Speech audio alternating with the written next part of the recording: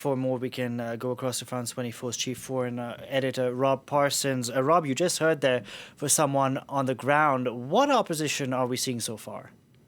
Well, I mean, you heard it from our guest just then.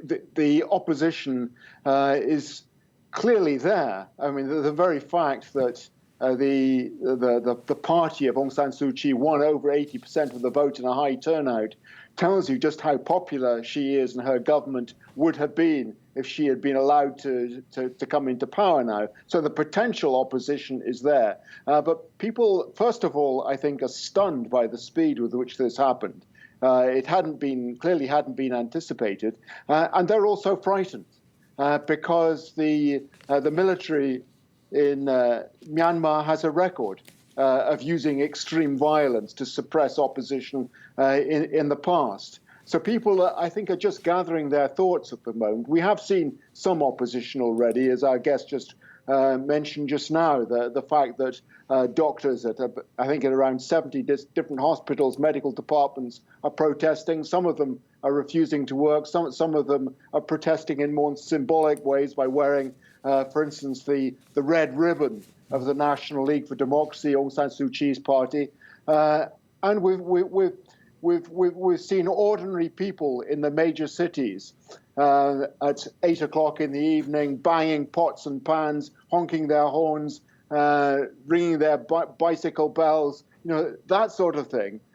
Is that going to overthrow the junta or get the military to change their minds? Quite clearly not. It will take a concerted effort from the international community, which seems reluctant to get fully involved, and in any case will be held in check by China and Russia, which both refused to sign off on a United Nations Security Council statement on Myanmar, and too by the lack of organization inside Myanmar itself. The opposition really needs to get itself organized if it's going to overturn this military intervention. It's interesting, the person we spoke to earlier from Myanmar says we don't want the international community to just come out with their communiques and essentially pay lip service to this. Now, Rob, what do we know about the fate of the country's leadership? Well, I mean, you referred to it in your introduction. I mean, the charges that are being brought against Aung San Suu Kyi and others, including President Win Myint, are absurd.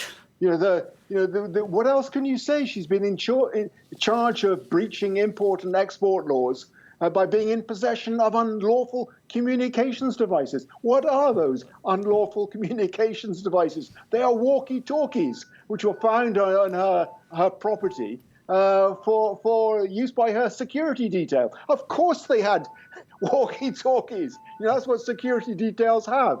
It's absolutely absurd. And the president is accused of violating the regulations on meeting during the pandemic, during the electoral campaign. Yes, okay, probably that was something he shouldn't have done. But is it a reason for a coup d'etat? Quite demonstrably not. The reason for the coup d'etat is clearly the fact that the military-supported party lost by an enormous majority during those elections. The military said it was inevitable that they would take over unless the civilian government recognized that there had been falsification, fraud on a massive scale. They didn't do it. But that clearly is what this is all about. The fear on the part of the military that with such a big majority, that the civilian part of government in Myanmar might have been in a position to push the military further away from power.